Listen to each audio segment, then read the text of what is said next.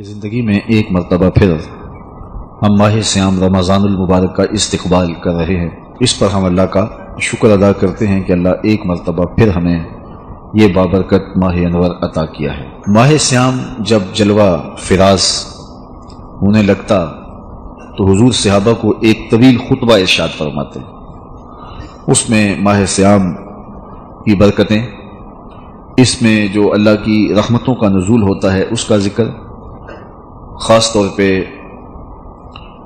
جو اجر و ثواب اس مہینے میں نیکیوں کا بڑھ جاتا ہے اس کا تذکرہ کر کے نیکی کی تحریص دلاتے، نیکی کی ترغیب دیتے۔ خود بھی حضور کثرت کے ساتھ ماہ سیام میں عبادت فرماتے اور صحابہ کو بھی اس کی ترغیب دیتے۔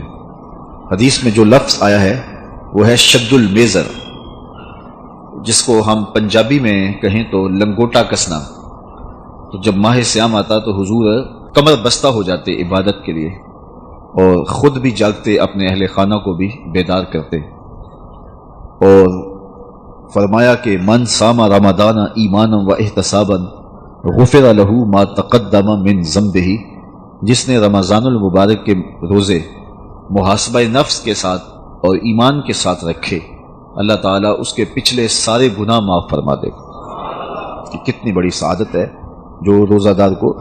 نصیب ہوتی ہے۔ ہمیں ماہ سیام کے لیے اہتمام سے تیاری کرنی چاہیے۔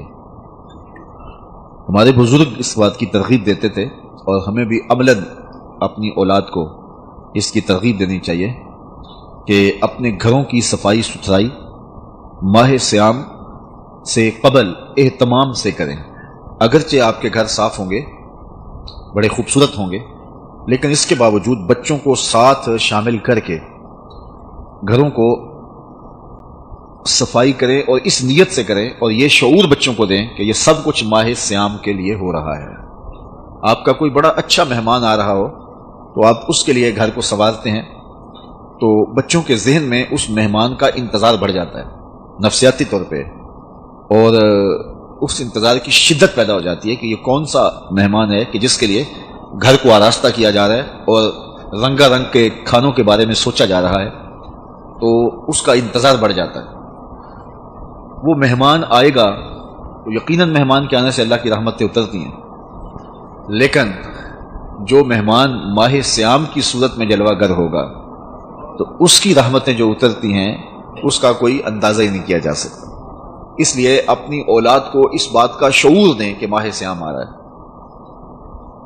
جنت میں کوئی گرد و غبار نہیں ہے، جنت میں کوئی غلاظت نہیں ہے، جنت میں کوئی کچرا نہیں ہے، حتیٰ کہ جو جنتی جنت میں جائیں گے تو جو وہ کھائیں گے اس پر بول و براز نہیں ہوگا، پسینہ نہیں آئے گا،